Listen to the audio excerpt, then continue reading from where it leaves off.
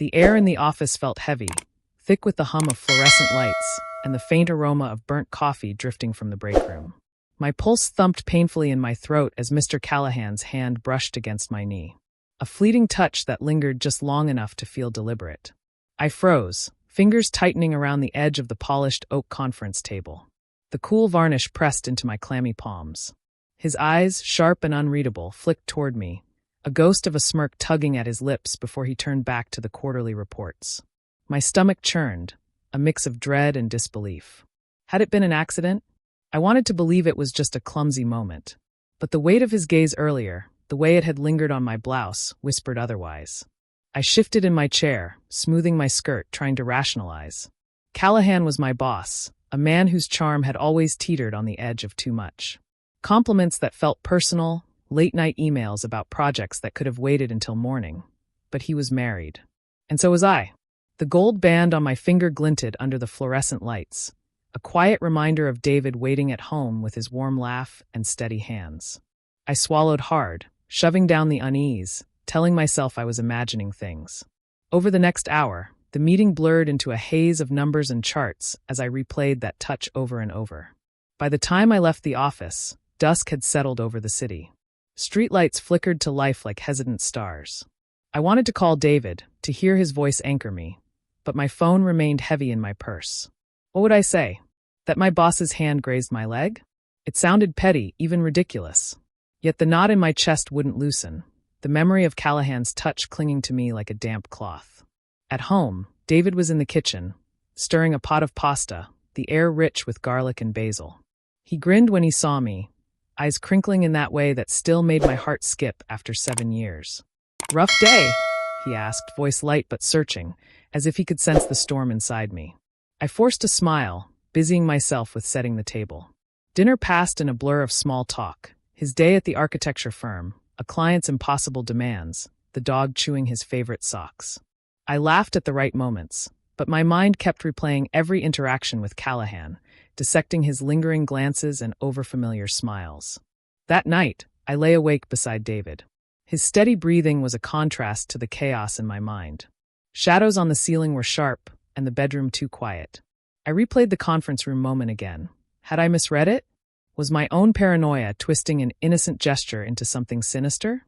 Then I remembered the email from Callahan last week, sent at 11:43 p.m., asking me to stay late for a special project. I had brushed it off. Now doubt gnawed at me, unraveling the trust I'd built in my professional world. The next morning, Callahan called me into his office. The door clicked shut behind me, sealing us in a space that suddenly felt too small. Papers lay strewn across his desk, but his attention was entirely on me, eyes tracing my movements as I Saturday. "Emma, you've been doing exceptional work," he said, voice smooth, almost syrupy. "I've been thinking about you for that promotion." My heart lifted for a brief moment, recognition at last, until his next words landed like a stone. "Of course, it's been working closely together. Very closely." His smile was too wide, his tone suggestive. The air thickened, pressing against my chest. I mumbled a thank you, voice barely audible, excusing myself back to my desk. Around me, the office buzzed with activity, but it all felt distant, like I was underwater. Hands trembling, I opened my laptop, pretending to work, mind screaming. This wasn't imagination. A boundary had been crossed. But what could I do? Report him and risk everything I'd built, my reputation, my career? That evening, I couldn't hide it any longer. David noticed immediately when I walked through the door, face pale, hands fidgeting. "Emma, what's wrong?" he asked softly, reaching for my hand. I pulled away, not because I didn't want his touch, but because I couldn't trust myself to hold it together. Words spilled out, halting and broken. Callahan's touch, the late-night emails, the promotion laced with strings I hadn't agreed to. David's face darkened, jaw tightening, yet he listened, silent, heavy with restrained anger. "I'll kill him," he said finally, voice low. I shook my head, tears burning. "No, David, it's not that simple. I don't even know if I'm overreacting. But I'm not." The next day, I walked into the office with a plan. I would confront Callahan, set boundaries, protect myself. But the moment I stepped in, David's car in the parking lot stopped me cold. He wasn't supposed to be there. I rushed inside, heart pounding, and found him in the hallway, face a mask of controlled fury. Callahan's expression shifted from smug confidence to unease.